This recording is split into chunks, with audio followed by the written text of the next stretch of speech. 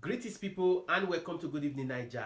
The presidential candidates of the Labour Party and that of the PDP, Mr. Peter Obi and Atiku Abubakar, had on Friday closed their cases before the Election Petition Tribunal Court here in Abuja.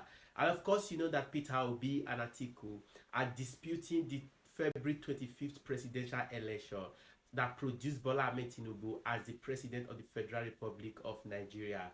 Now, at the close of his case on Friday, Peter Obi had called uh, uh, uh, uh, 13 witnesses and, of course, submitted numerous documentary evidences against President Bola Tinubu. Mr. Peter Obi, who came third in that presidential election, had at the start of the presidential election petition tribunal case told the court that he was going to call 50 witnesses. But at the end or at the close of his case on Friday, because he had exhausted the time allocated to him by the Presidential Election Petition Tribunal Court to lay his petition against Tinubu, had brought 13 witnesses and also submitted numerous documentary evidences against President Bola Ahmed Tinubu. Now, some of the documentary evidences he submitted or exhibits he submitted or against Bola Ahmed Tinubu included the certified report result of that election from all the polling units across the 36 states of the Federation and FCT. He equally submitted a bundle of documents containing the number of registered voters from about 32 states of the Federation, as well as the number of persons who collected PVCs before the presidential election. He equally submitted 4 video exhibits, in which one of them is that of the chairman of INEC Mahmoud addressing a press conference where he had told Nigerians that he was going to transmit the election results electronically. These were some of the evidence or exhibits the presidential candidate of the Labour Party submitted to the election petition tribunal after he called 13 witnesses. On the other hand, the presidential candidate of the PDP, Atiku Abubakar, equally closed his own case that same Friday because the time that was equally allocated to him to lay his petition against Tinubu had also been exhausted that same Friday.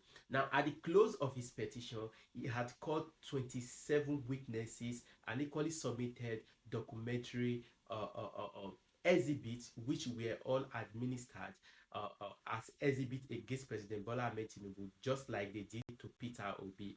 Now, some of these documentary exhibits included the academic certificate of Bola Ahmed Tinubu from Chicago State University, where the star witness to Atiku had claimed that that certificate belonged to a woman.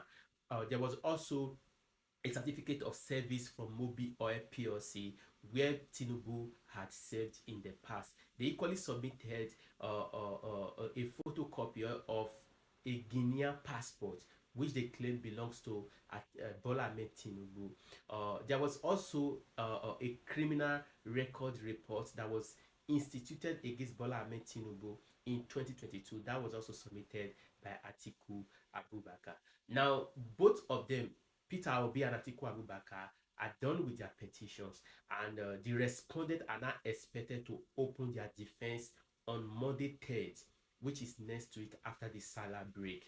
Now, the defense was supposed to start this week, but because of the Salah break, all the lawyers agreed to shift it to on the 3rd of next month, which is on Monday. Now, who are the respondents in this case? The first respondent is INEC, and INEC is expected to open his defense or her defense on Monday. The second and the third respondents in this case are the president and his vice, Bola Tinubu and Kashi Shettima. So after that of the INEC, Bola Tinubu and Kashi Shettima are expected to defend themselves against the petitions of Obi and Atiku. Then the fourth respondent in this case is the All Progressive Congress, which produced Bola Ahmed Tinubu. So the All Progressive Congress is expected to also defend herself. But so far so good. The case has been a kind of quite interesting and rigorous for those who are partaking in the process. It's quite an interesting time, but we are gradually getting to the end of the whole issue because the defense is not going to take much time like the petitions.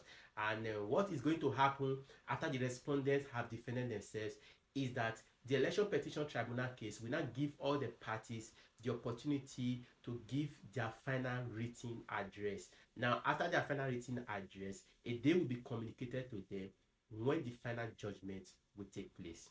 So that is what we'll be waiting for. And like I've told you time without number, I'll keep updating you on the outcome of this case.